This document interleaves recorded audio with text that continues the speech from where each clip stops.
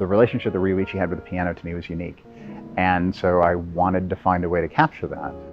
It begins with adoration of Sakamoto and his work, but it ends with a setting that allows us to connect with a person who's not actually in the room. A connection that dead to rights they shouldn't have, because through this process, Ryuichi died. And this is not a memorial. This is not about his death.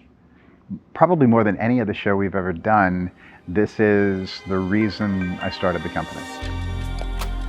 Mixed reality is an experience that does not have a screen. You do not have your relationship with the experience mediated by a barrier.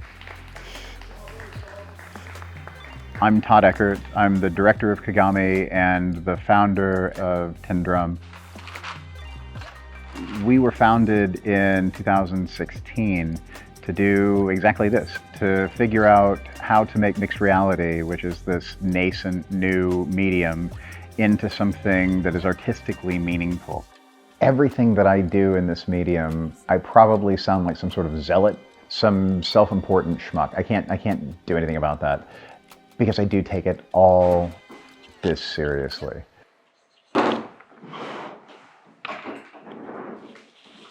The camera, so this thing that we're looking through at here, gives you a sense of reality. But that reality feels as if it's complete, but it's not. There's this huge part of how we understand the world, which is our agency. Anybody is in a conversation with somebody or looking at something or whatever, if they are bored by it, they will change their attention and move to something else. If they are interested in it, they will stay with it, and if they're really, really interested, maybe they get closer. So all of those determinations are part of everyday life. But the ubiquitous screen, the screen that is absolutely a dominant part of our society, doesn't give you that option. The screen has one point of view, and that point of view has been predetermined by the director. And he or she says, okay, I've thought about everything that's in front of us, and I've made the choice of what's important. So now you're going to see this, now you're going to see this, now you're going to see this.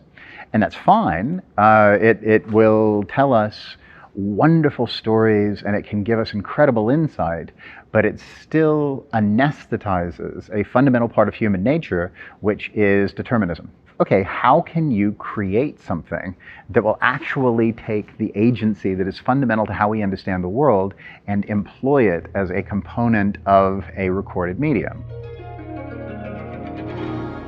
So we've made 3 pieces so far. Each one has built off of what the first one taught us. With the Marina piece, people routinely cry. People feel changed when they come out of it. Now, I don't know if that's us or Marina, probably both. Medusa, which is the piece based in architecture that Yo-Yo directed.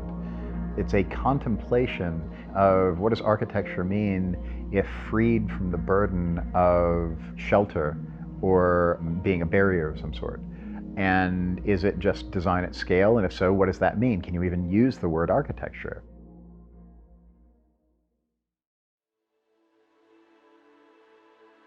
KAGAMI itself is a selection of 10 songs, one of which he didn't play live, another of which nobody's ever heard. You'll start off in total darkness, and it'll just be his face will start to illuminate and his hands will start to illuminate and the light will pull back. We're less than a week away from locking the whole thing. Being able to just turn completely around, being that you didn't have the perfect.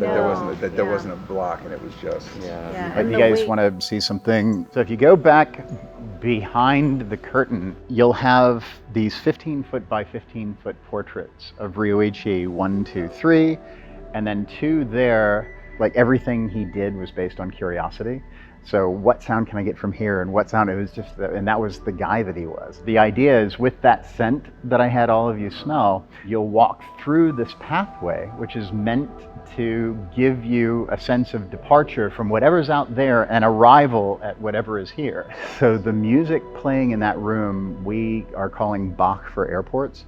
It's the idea that you need to have something tonally different from the piano that you're going to hear there. It's just textural and full and wonderful. And that's that. Anybody want some food? You want some food? Yeah, I do. I will. Let's get you some food. Well, I mean, it's very difficult to get advice on the project, period, because nobody knows what the hell I'm talking about. The ideas have actually been all over the place for ways of improving it. They almost always come from within the group that understands what it is that we're making. Okay, you want to see a great one? You see that? I do. That red light Yes. is an infrared light. And that is how the show gets to total darkness. Yo-Yo Monk, who is this brilliant scientist that works with us, also directs pieces for us, is the one that said, oh, wait a minute, if we can get markers in infrared light, then we can actually play the show in total darkness.